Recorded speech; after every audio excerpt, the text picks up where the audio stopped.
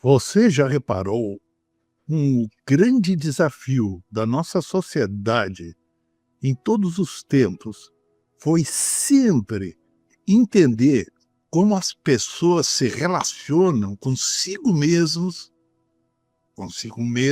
e com as outras pessoas, assim como com o ambiente ao redor? É curioso isso, porque historicamente a gente gastou muito tempo tentando entender as pessoas e as coisas isoladas, os objetos, aquela determinada pessoa. Eu quero entender meu pai, eu quero entender minha mãe, eu quero entender a minha família, recorta todo o resto do universo, aquele elemento que a gente acha que é a causa ou a consequência de um fenômeno. E os fenômenos não são isolados, eles são relacionais e sistêmicos. Quando a gente faz esse recorte, esse isolamento de si, mesmo quando a gente faz esse isolamento de si com relação a si mesmo, a gente não pensa em si mesmo. A gente rompe a capacidade de se relacionar com a sua própria pessoa, que dirá com a sua própria pessoa e, enquanto isso, com os outros e suas próprias existências. E, com isso, a gente faz um ponto de clivagem no que há de mais importante. O que é? Que tudo acontece através de interações. O universo inteiro é feito de interações. O universo não é compreensível fora do fenômeno interacional que você examina. E esse universo, mesmo físico e muito mais ainda o universo biológico e inevitavelmente, inexoravelmente o fenômeno das relações humanas. Você não pode estudar você se não for em relação a. Você não pode estudar o outro se não for em relação a, né? E é sempre a relação. Estudar a relação entre as pessoas, coisas e pessoas, seres humanos e não humanos e pessoas, esse estudo da relação sempre foi difícil, porque a nossa mentalidade sempre foi voltada para estudar como é que uma coisa funciona, como é que uma pessoa funciona, como é que um cérebro funciona, como é que eu funciono. Só que eu funciono em relação a, numa relação com. Meu cérebro, se eu estudar ele funciona na relação que eu tenho comigo, com os outros órgãos do meu corpo, com os outros cérebros, com o tempo, com o clima, com os outros seres e coisas que ao redor. Você não pode isolar ele e dizer que está sabendo dele e de uma forma completa, coerente, quando você isola o elemento. Esse equívoco acabou criando um mundo cheio de controle, hierarquia, rígida e obediência, porque você tem que fechar o teu objeto de exame. Você tem que se fechar para se analisar, vamos dizer assim, de uma maneira pejorativa. Você tem que se enquadrar dentro de um setting, dentro de um ambiente fechado para se conhecer. Mas não é assim que você se conhece. A gente aprendeu a idolatrar deuses, animais reais, imaginários, como aquele bezerro de ouro do Velho Testamento, pessoas famosas viram deuses para nós, super-heróis. A diferença entre super-heróis e deuses é quase imperceptível. Imagine o super-homem, não um deus. Metais preciosos, a gente adora ouro, né? lembro do tio Patinhas, né, o cara que acumulava aqueles metais preciosos, achando que isso era o propósito da vida dele. Isso não é uma mera crítica ao capitalismo por Walt Disney, é muito mais que isso. Não vamos se deter tanto em fazer uma análise do tio Patinhas, mas como a gente adora coisas ou adora pessoas e não se relaciona com coisas e pessoas de uma maneira interativa, né, alternada, né, composta, construindo algo melhor para nós, para outro e para nós com a existência da coisa ou pessoa. Nós as usamos, nós temos um enfoque instrumental em relação à realidade e isolado, porque para que isso funciona? Como eu posso controlar isso? Esse tipo de enfoque, ele impede que você estude a relação entre elementos, a relação entre pessoas, a relação entre sentidos, e até de coisas abstratas, tipo bitcoins. Você tem um padrão de relações entre valores, que são os tais bitcoins, num sistema fechado, limitado, e que parece funcionar de uma maneira totalmente fechada. E aí o valor desse tipo de operações.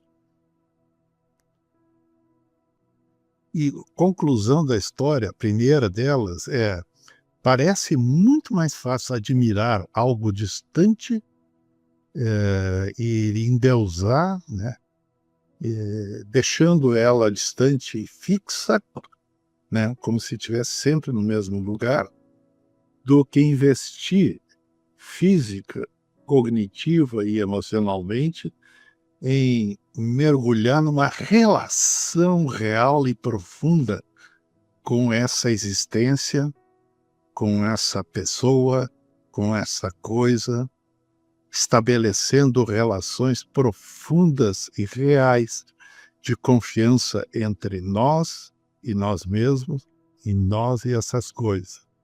Isso me lembra quando a gente está andando de avião, a gente olha lá embaixo e vê as pessoas ou carros em estradas e parecem quase parados.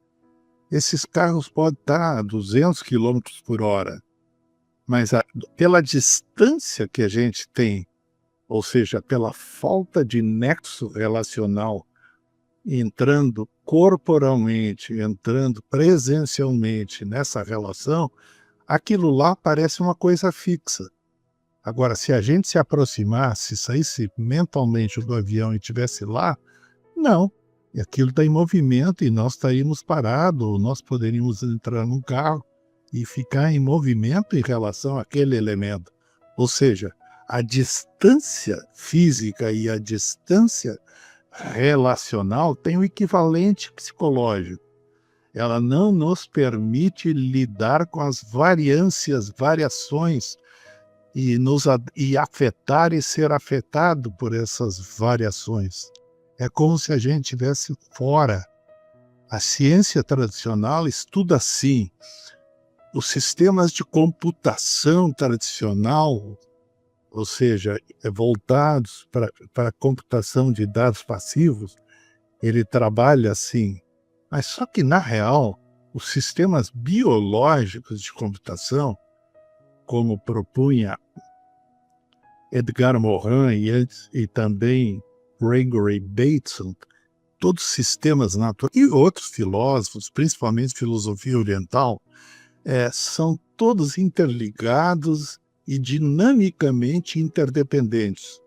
Então, quando você muda um elemento, você está mudando um conjunto de elementos que estão compostos implicitamente com elementos que você mudou, né? É irreal, É ingênuo pensar que quando você mexe com um único elemento, o resto permanece parado, só porque você determinou, controlou as condições de estudo daquele elemento. Isso é infantil. Na verdade, você está interagindo com todos os elementos, como se com todos os elementos simultaneamente, e você é parte, pelo seu livre-arbítrio, pela sua tomada de decisão, você altera a conexão que você tem com o meio ambiente físico e humano, biológico mesmo, quando você toma uma posição, né? Se altera. A ideia de que tudo é inerte, você também, a única coisa que existe é a tua ideia, uma espécie de divisão cartesiana entre mente e corpo, aonde você tem a sua mente livre e aí você faz o que quer com o corpo, que é inerte, assim como o corpo das coisas vivas ou chamadas coisas animadas, você prende elas para estudar, você mata elas para dissecar, né? Como se isso fosse equivalente à interação real que você tem com as coisas vivas. Não é, né? Vamos combinar que não é assim. Você quer um exemplo prático? Pensa comigo. Como é viver em um grupo onde tudo vem pronto, acabado, dado, com um sistema de computação de dados? Literalmente é assim a metáfora e a analogia.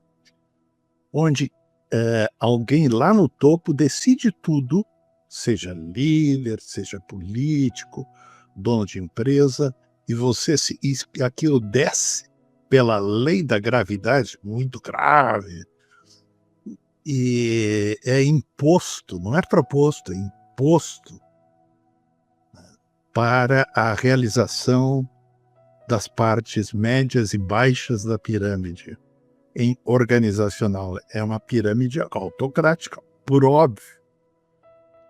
E o que acontece quando vem a coisa passiva, determinada, dada? Você tem que acreditar que quem largou lá de cima o determinada forma de proceder ou a determinada tarefa, ela sabe o que ela faz e, portanto, você não precisa saber o que você faz. Esse é o paradoxo de sistemas autocráticos de funcionamento que estão em crise no momento. Agora, imagina um outro tipo de grupo onde pequenas comunidades de base, ativas e participativas, vão construindo juntos alguma proposta, algum projeto, passo a passo, incompondo pela relação entre elas decisões cada vez mais inclusivas, um grupo onde cada pessoa é importante porque tem voz ativa na composição do todo. Então, eu tenho 3 pessoas, 4, 5.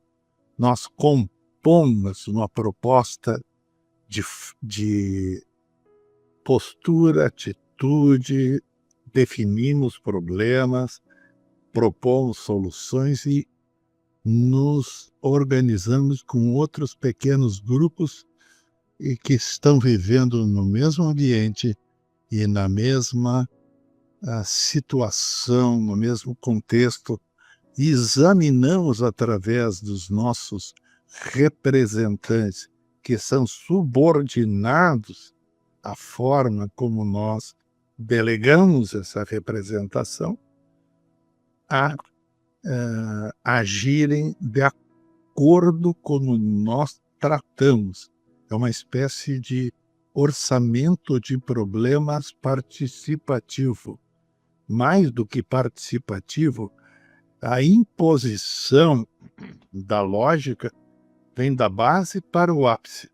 O cidadão individual com seu problema, interagindo dialogicamente com o outro, seu vizinho, vizinho do seu vizinho, compondo demandas que só podem ser representadas se o cidadão, o molecular, né, que o cidadão, na sua individualidade, na sua singularidade, interagindo com os outros, seus semelhantes, né, de uma maneira clara, coerente, composta, de consenso, se sinta representado por um nível e depois outro e outro.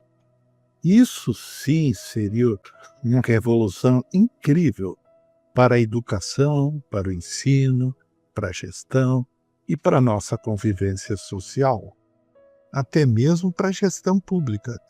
Descentralizar para aumentar a funcionalidade das operações de representação para que elas sejam de uma forma mais funcional, mais objetiva. É exatamente isso que a gente está querendo explorar aqui e agora nesse vídeo. Não só com palavras, a gente vai criar um curso com estudo de casos, onde a gente vai ver como a nossa cabeça foi séculos e séculos trabalhada para a gente servir a um sistema autoritário de pensamento e não para interrogar essa autoridade introjetada socio-historicamente dentro da família e, digo eu, e não interrogar esse superego, como dizia o Freud, com um ego reflexivo, um id que demanda, segundo a linguagem dele, mas não precisa ser Freud, pode ser qualquer um, ou seja, não interagir com quem acha que sabe e acha que a gente não sabe, criando uma ponte interativa vertical, não só horizontal.